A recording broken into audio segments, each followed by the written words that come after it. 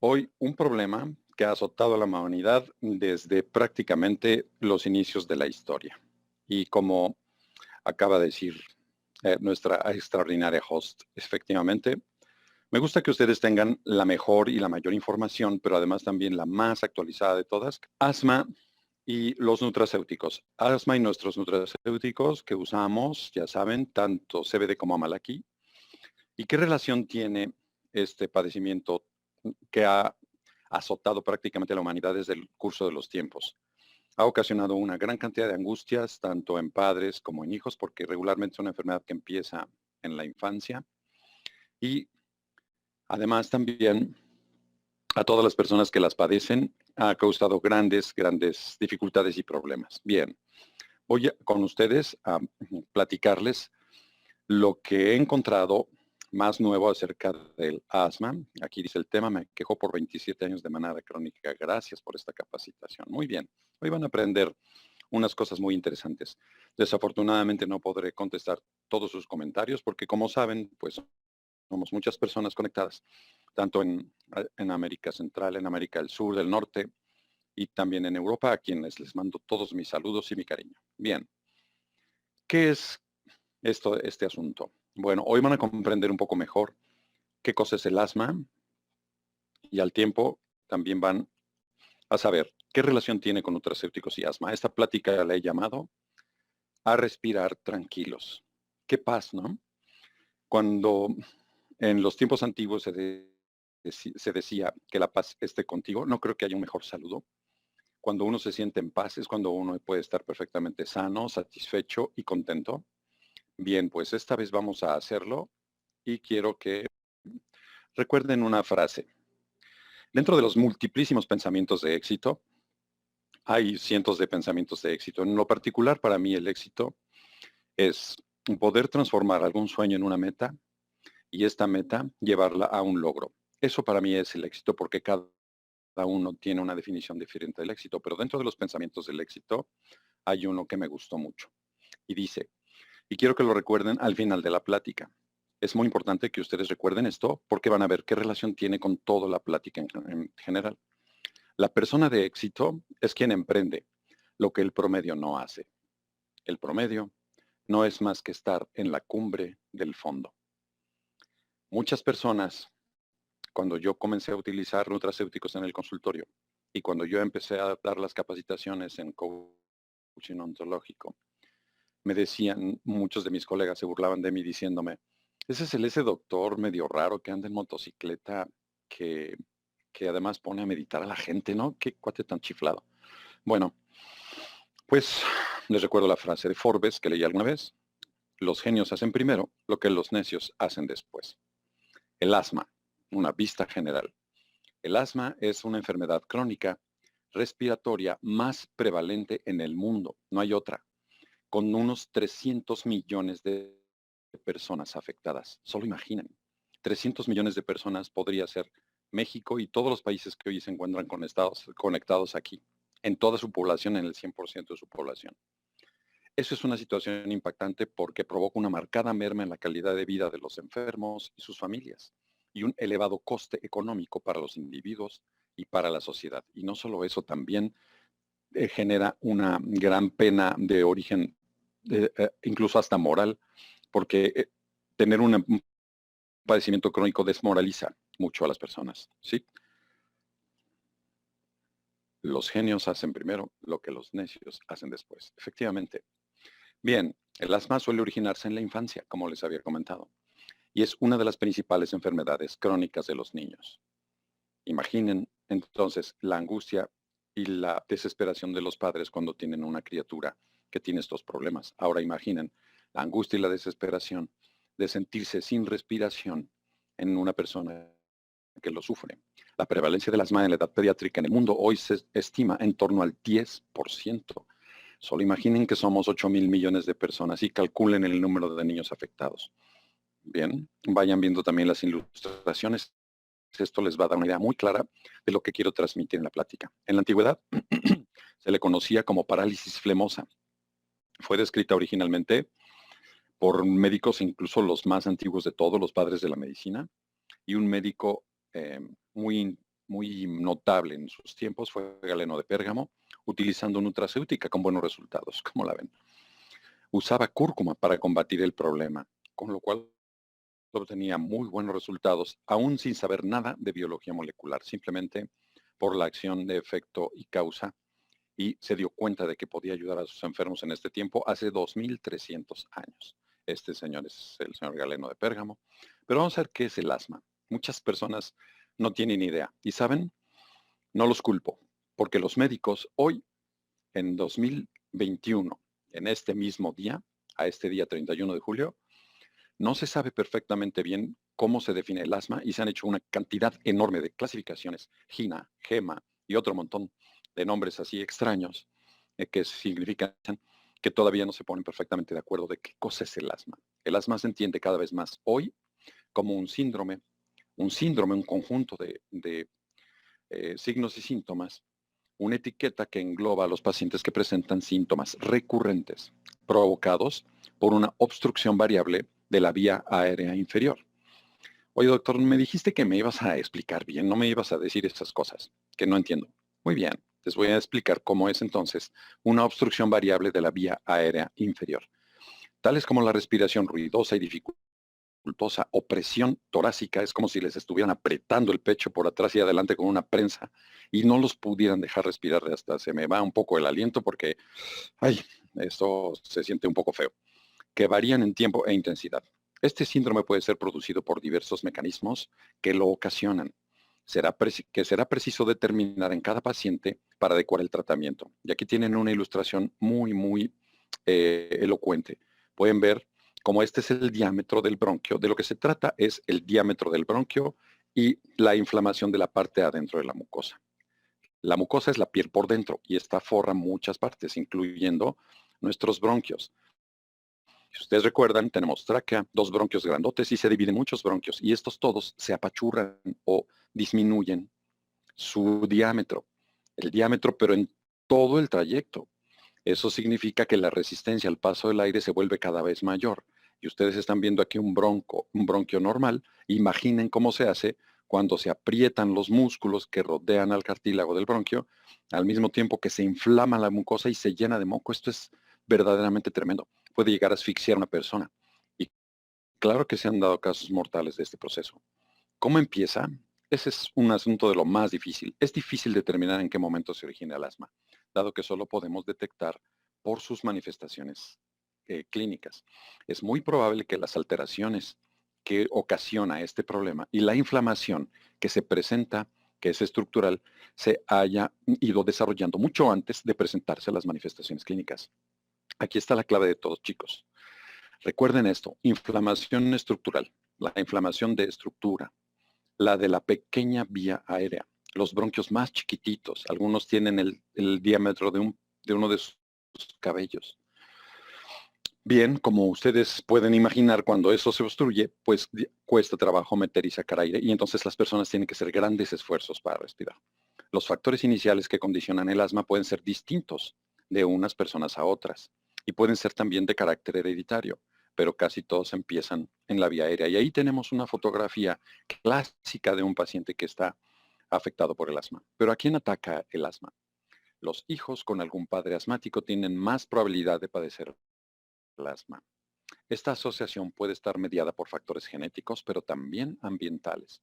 Y ahora vamos a ver la relación del asma, una enfermedad claramente epigenética. Esto es muy importante por una razón, mis queridos todos. Cuando nosotros hablamos de enfermedades genéticas podemos hacer poco, pero cuando nosotros hablamos de enfermedades epigenéticas podemos hacer todo para ayudar a nuestros enfermos y al mismo tiempo para aquellas personas que tienen este problema, combatirlo y heredar el nuevo estado a sus hijos, de modo que pueden evitar la transmisión de este padecimiento. ¿Cómo la ven? La atopia, o sea, atopia significa alergia que puede pegar en cualquier parte. Puede pegar en los ojos, en la nariz y tener rinitis alérgica, conjuntivitis alérgica, el asma que tiene una base más o menos alérgica, en fin. La sensibilización a alérgenos. Alérgenos es una partícula que ocasiona el desencadenamiento de una reacción alérgica. Durante la infancia se ha demostrado como un importante factor de riesgo de padecer enfermedades alérgicas y asma. La atopia o sea, recuerden, la característica alérgica de la gente, se relaciona también con la gravedad del asma y con la presencia o persistencia de los síntomas más allá de la infancia, especialmente si es precoz y con polisensibilización. ¿Qué significa esto de sensibilización? Ahorita van a ver por qué es aquí tanto ciencia como arte, porque cuando nosotros atendemos a un paciente o a un enfermo o asistimos a alguna familiar con asma, debemos entender cuáles son todos sus problemas, porque además empeora mucho con los factores emocionales.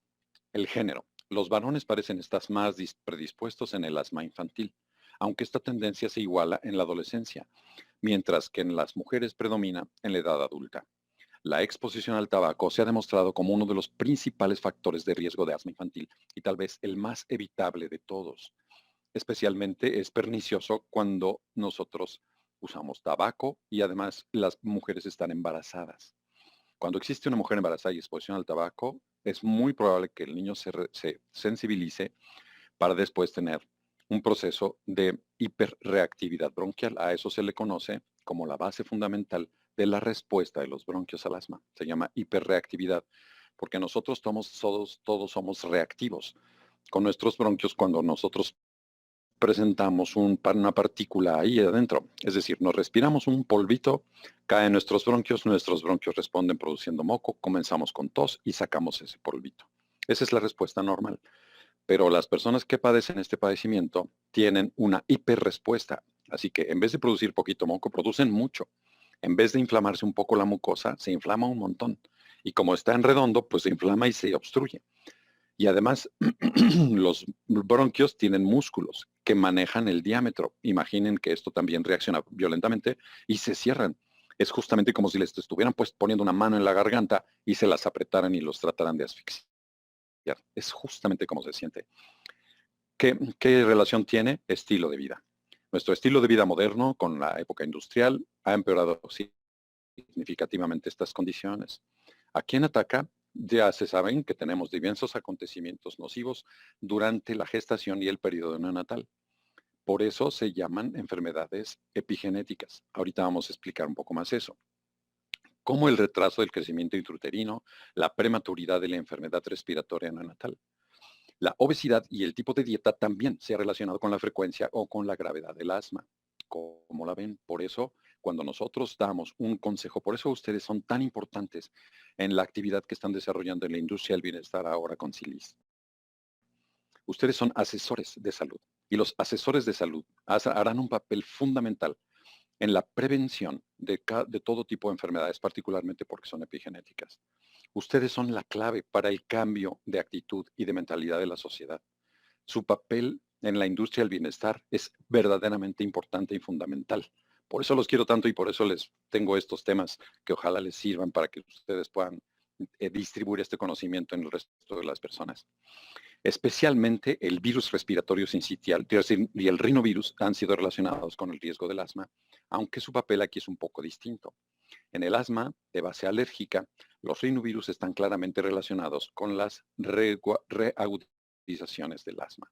Así que si tenemos unas malas costumbres para comer, si nacemos prematuramente porque pues no cuidamos muy bien ese embarazo y no hicimos lo que se necesitaba, si le entramos a esto que es verdaderamente tremendo, que en algún tiempo incluso se consideró un signo de estatus y un estilo de vida sofisticado, hoy causa grandes cantidades de problemas.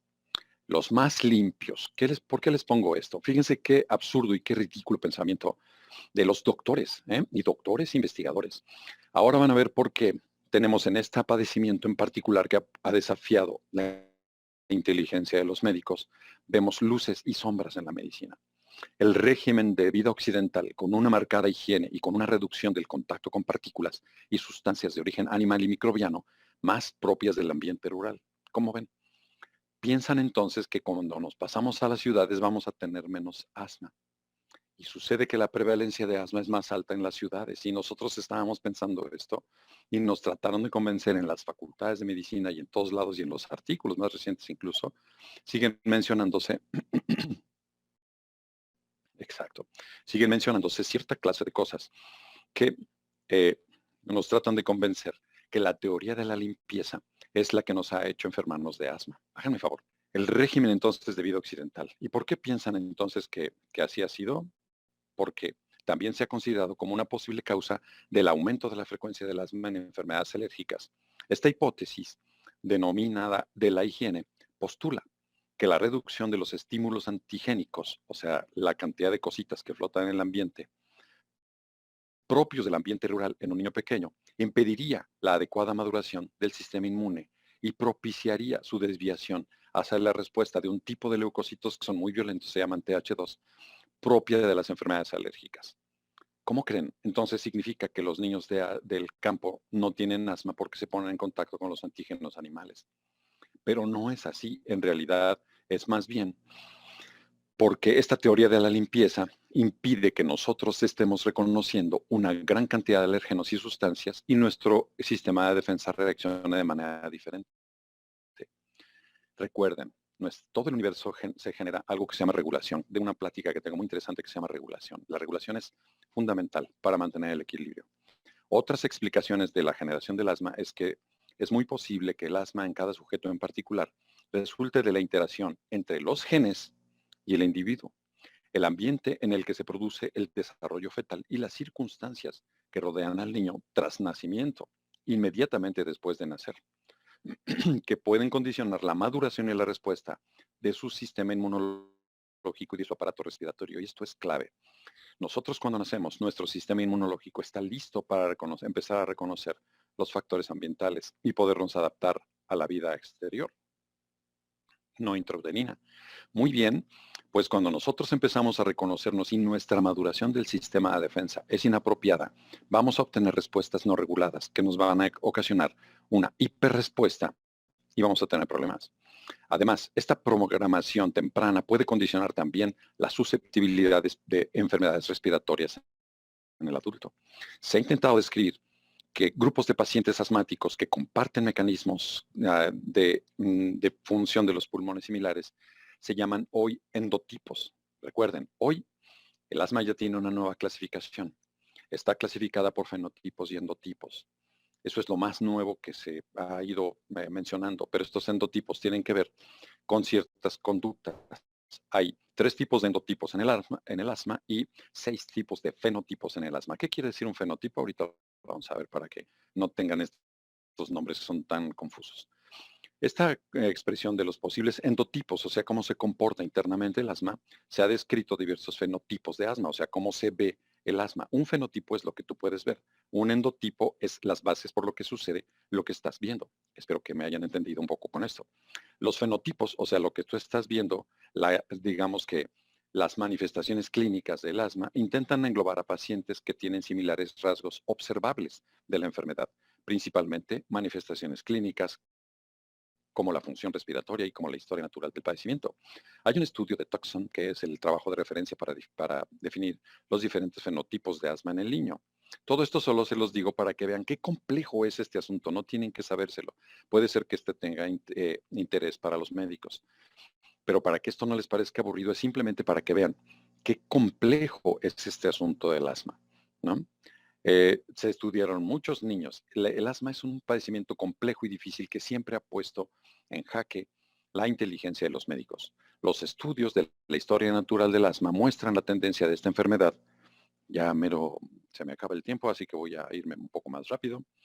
A seguir un curso irregular, difícil de predecir, con remisiones más o menos complejas, pero con una cierta correlación entre la gravedad del asma del adulto y los hallazgos de tempranos con la edad del niño.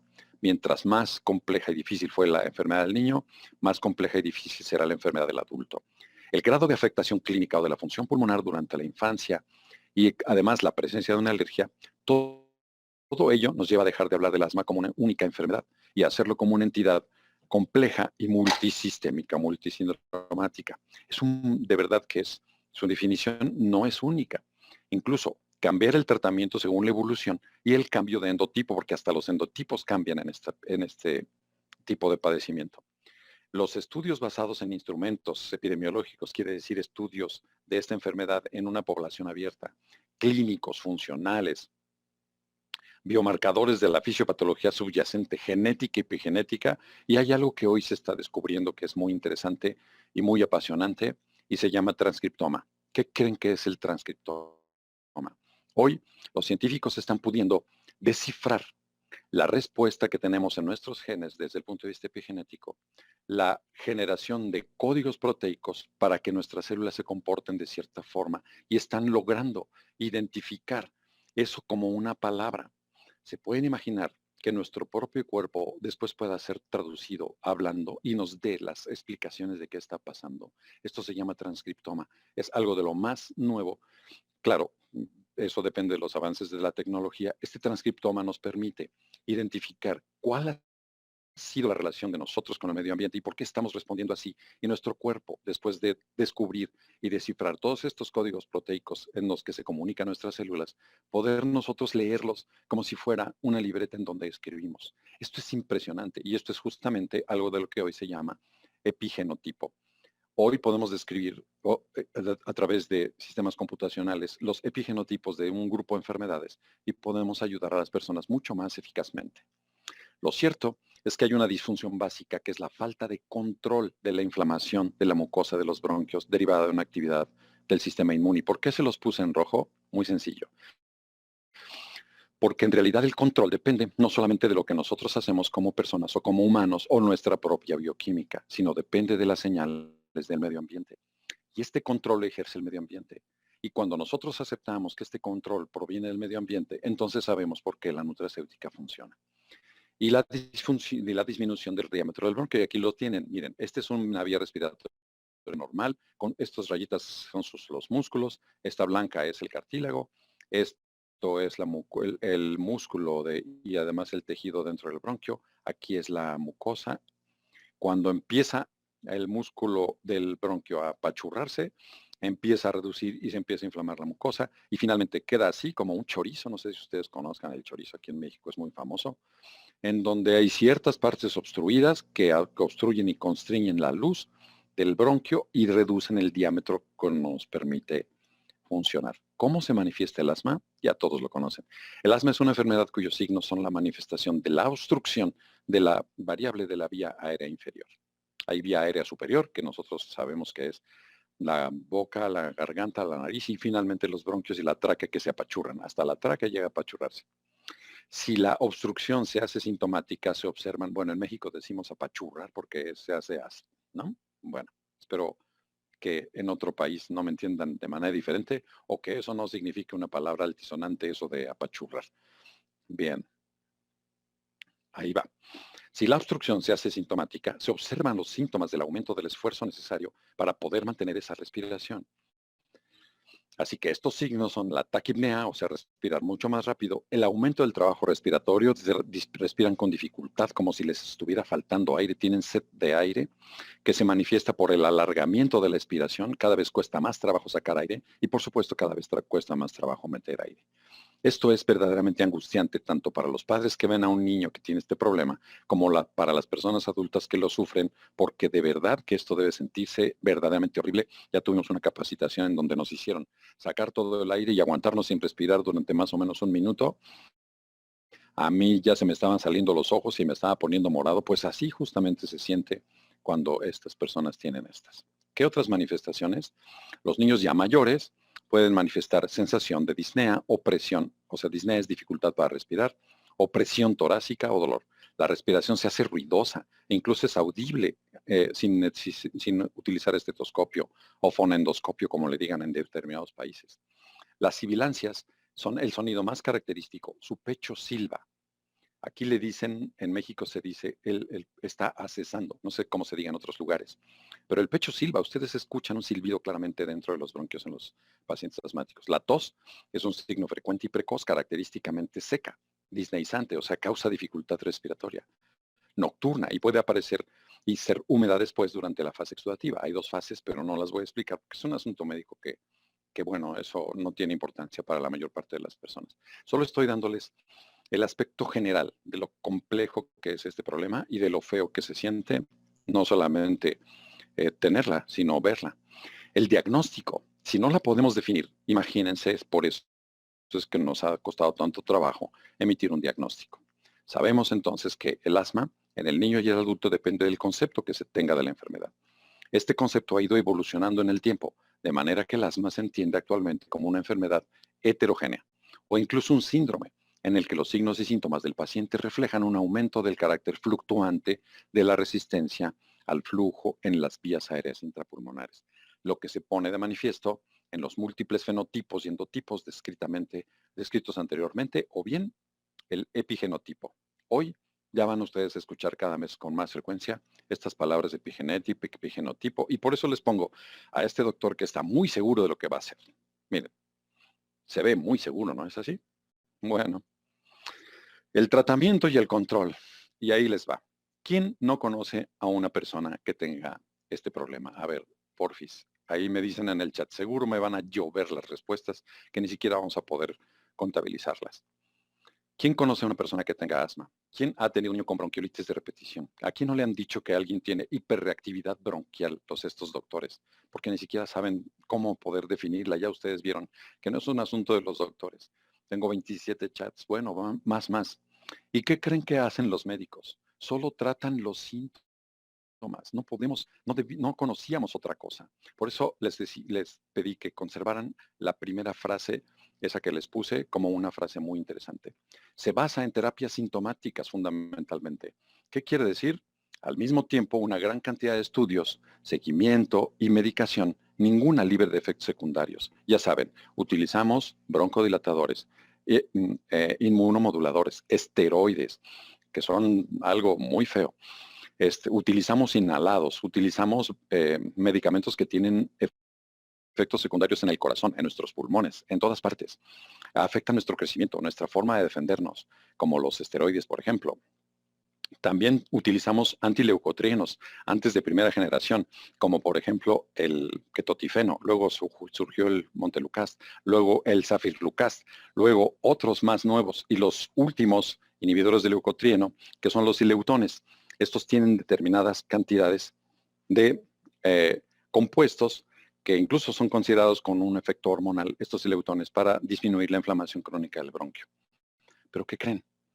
Descubrí algo muy bonito y que lo estoy usando todos los días con mis pacientes y que creen que estoy obteniendo mejores o peores resultados. Ustedes lo saben. A ver, cuéntenme ahí en el chat para que esto sea un asunto interactivo y participativo. Este padecimiento es ciencia y arte. Como veo, doy. Así como veo a mi enfermo, le doy determinadas cosas. Los niños terminan con recetas enormes y ahorita les voy a contar algo que a lo que quería llegar. Ya voy a terminar, estoy sobre el tiempo. Es posible modificar la respuesta de las células participantes como nuestros glóbulos blancos de defensa, eosinófilos, neutrófilos, basófilos y muchas cosas, modificando las respuestas de los linfocitos T reguladores o Treg. Estos regulación, por eso les pongo en rojo la regulación. Regulación nos lleva a la homeostasis. El cuerpo por sí solo tiende a mantener una homeostasis. El cuerpo por sí solo tiene la inteligencia suficiente para mantener un estado de salud. El cuerpo quiere estar sano todo el tiempo y nosotros debemos facilitar los elementos con los que lo puede lograr, disminuyendo la presencia de los TH2. Los TH2 son leucocitos ya sensibilizados, muy tremendos que se portan mal. Bien, tratamiento y control, por eso les puse el flash. Eso es lo que ustedes conocen. Y por eso, y la prevención. Aquí viene lo más ridículo que he podido encontrar en el tratamiento y prevención del asma. Es el contrato de letras chiquitas que firman los pacientes. Esto es muy triste, es absurdo y es un poco raro. Y yo, desafortunadamente, en algún tiempo también lo practiqué. Imagínense, pero lo practiqué porque eso fue lo que me enseñaron. Dicen, miren, les voy a enseñar esta hojita que ustedes ven. Claro que no la pueden ver bien porque es el contrato de letras chiquitas. Es una hoja que se le da a los pacientes en el departamento de alergia e inmunología y dice medidas para controlar tu alergia y debería decir haz tu vida miserable en unos sencillos cuantos pasos. ¿Qué dice eso, Felipín? Bueno, pues ahí tienen. ¿cómo es que, o sea, por qué cómo un médico puede estar diciendo eso? Bueno, en verdad, no he leído en la vida, hasta hoy, nada más absurdo que estas indicaciones médicas de orden preventivo. ¿Saben qué dicen? Miren, ahí está, el contrato de letras chiquitas. Ahí lo dice claramente, medidas para controlar su asma. ¿Y qué creen? Me voy a permitir leer solamente 2 o 3 cosillas porque esto lleva mucho tiempo, solo imaginen todo esto, pero dice, verifica la habitación que esté ventilada por la mañana y cerrando las ventanas por la noche. Evita la humedad en la casa. Yo quisiera ver cómo evitan la humedad las personas que viven en la costa o cerca de la costa o en lugares húmedos. Quisiera ver cómo evitan eso. Evita el polvo en la casa. Imagínense, ¿cómo vamos a evitar el polvo en la casa? Especialmente en la habitación. Se debe limpiar con un paño húmedo de los muebles, cuadros, sillas, libreros, otros. Objetos que acumulen polvo por lo menos 2 veces al día. Aspirar la alfombra o tapete si es mejor deshacerse de ellos. Retirar de la habitación todos los objetos innecesarios como sillas, libreros, cajas, jugueteros, cuadros, cortinas, lámparas, tapetes, cortinas de tela, etcétera, ya que estas favorecen la acumulación de polvo. O sea, si puedes dormirte en el suelo, sería mejor. Retirar de la habitación todos los objetos, evitar los juguetes de peluche, de piel, de lana, plumas, seda, tanto en la habitación como el de los closets y roperos. Y si esto sucede en los niños, entonces, ¿qué clase de vida de niño tendrá? Y si consiguen hacer todas estas ridículas medidas, todavía me faltó aquí, mata al perro y quema al gato. No, no es cierto, eso lo inventé yo, pero no puedes tener mascotas. Solo imagínate nada más qué cosas y qué vida tan miserable. Y si eso lo consigues hacer en la habitación, ¿qué va a pasar con la sala? Y si eso lo consigues hacer con tu casa hipoalergénica, entonces, ¿qué va a pasar con el jardín o con la calle en donde debe caminar? Hay escuelas hipoalergénicas para que puedas mandar al niño ahí donde no haya ninguna clase de polvo. Habrá personas ahí en la escuela que se dediquen a limpiar 2 o 3 veces al día con trapo húmedo, saquen a los niños para que se ventile y luego los metan, pero ya lo sacaron y entonces respiran el medio ambiente. ¿Habrá casas de abuelos hipoalergénicas? ¿Habrá restaurantes hipoalergénicos? Por favor, ¿qué clase de indicaciones son estas? ¿Se están dando cuenta de cómo es que los médicos llegamos al punto en que de pronto no sabemos qué hacer y hacemos cosas ridículas? Bueno, ¿qué les parecería si en vez de darle tratamiento y hacer todo esto para que la vida de los pacientes sea miserable, qué les parece si los adaptamos a donde viven? Hay un tratamiento que se llama adaptación atmosférica y este tratamiento les permite ir reconociendo todos aquellos factores para los que son reactivos y por eso les pongo aquí el papel de los nutracéuticos. ¿Qué les parece? ¿Se pueden imaginar toda esa vida? Es imposible. Así que el niño tendría que estar confinado en su recámara porque no podría salir a ningún lado, porque ningún lado es hipoalergénico. Ir al cine, imposible. Pero ¿qué tal si los adaptamos a la atmósfera? Y hay un tratamiento para la mala adaptación atmosférica. El asma hoy se considera una situación de mala adaptación atmosférica a la biosfera de este planeta. Recordemos entonces, chispas, ya me pasé. Recordemos que el principal problema del asma entonces es la inflamación bronquial. ¿Qué hacen nuestros productos? Combaten la inflamación estructural. El segundo es la respuesta del bronquio, es la inflamación. Si nos ocupamos de la inflamación, y esto ya lo vieron en entrenamientos anteriores, si nos ocupamos de la inflamación por alergia y el control de la inflamación, que es una inflamación controlada, por un equilibrio entre el NRF2 y los factores de inflamación, ¿y qué lo consigue? Nuestros polifenoles. Lograríamos un mejor control de este proceso y por lo tanto la reducción de los síntomas y las recurrencias. Permitiríamos que este paciente se adapte por sí solo, porque esa es la inteligencia del cuerpo al ambiente y podríamos deshacernos de este padecimiento.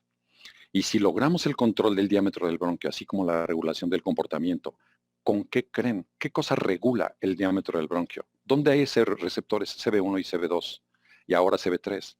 Y los offerent receptors, que son la proteína G, es la PGR55, por ejemplo, el CB3, la 117, la 78 y otras proteínas descritas que controlan este proceso.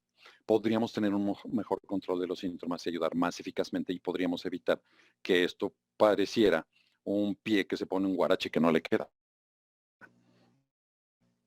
Sabemos entonces que para el control del proceso inflamatorio es crítico el equilibrio entre el NRF2 y los factores de inflamación.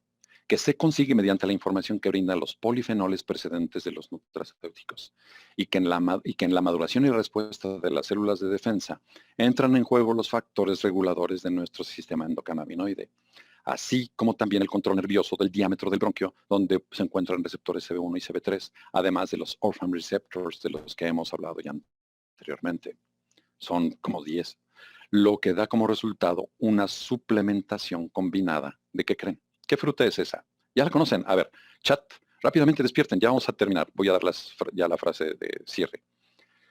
¿Qué fruta es esa? Amalaki. ¿Qué producto es ese? Semillas de cáñamo.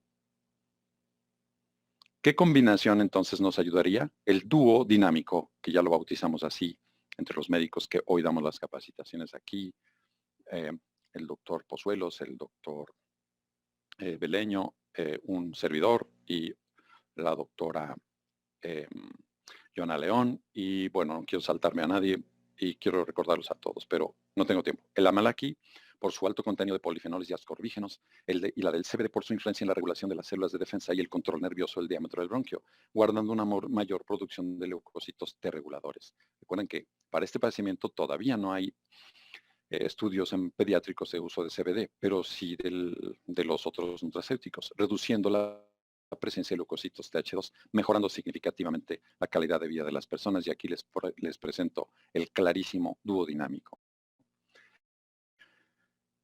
¿Cómo le hago? Pues recomendando el uso de Amalaki y agregando posteriormente el uso de CBD ya cuando los pacientes tengan por lo menos unos 16 añitos o peso suficiente, como suplementos y coadyuvantes en el complejo manejo de las personas que sufren este padecimiento y que podemos convertirnos en sus asesores de salud gracias a la presencia hoy de esta maravillosa industria del bienestar. Muchas gracias. Yo soy su amigo Felipe Oliveros, soy pediatra intensivista, embajador fundador de SILIS y estoy a sus órdenes. Mis queridos todos, recuerden entonces la frase. Yo empecé a hacer algo que los demás no y dijeron que estaba chiflado. Hoy mis pacientes gozan de un mucho mejor estado de salud. Porque hice las cosas que los demás no hacían. Recuerden entonces no ser del promedio. Muchas gracias. Ya me pasé. Una disculpa para los demás, pero como ven, este es un asunto apasionante y si hablamos de asma podemos hablar simposios de meses enteros. Gracias, gracias, gracias. Gracias a todos. Un abrazo y ya, termino.